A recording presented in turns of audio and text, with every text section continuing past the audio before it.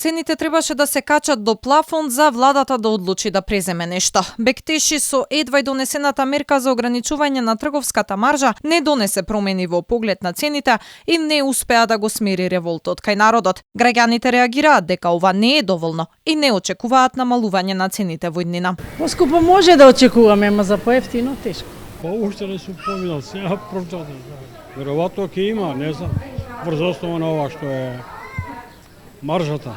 Би требало, ама сега како ќе биде, не знам. Не, очекуваме од час во час се повисоки цени се, еве искрено. Па тешко за сега, не очекувам. И ова намалување не е намалување, преведејќи маслото беше 75-80 денари, 145-150 денари.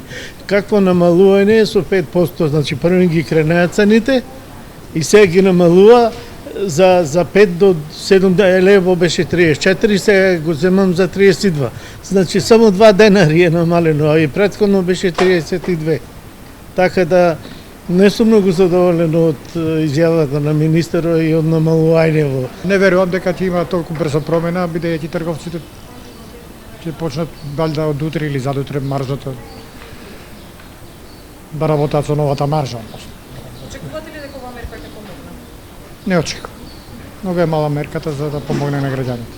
Министерот за економија повторно се уверувања дека целосно е посветен на справување со економската криза. Вели, денес немало намалувања зашто се уште не биле доставени новите цени од производителите и дистрибутерите. Според Бектеши, намалување на цените ќе сме имале од утре. Значи, денеска треба сите производители, сите дистрибутери на овие производи кои се во одлуката да доставуваат нови цени до ланците на супермаркети и да почне тоа да се имплементира.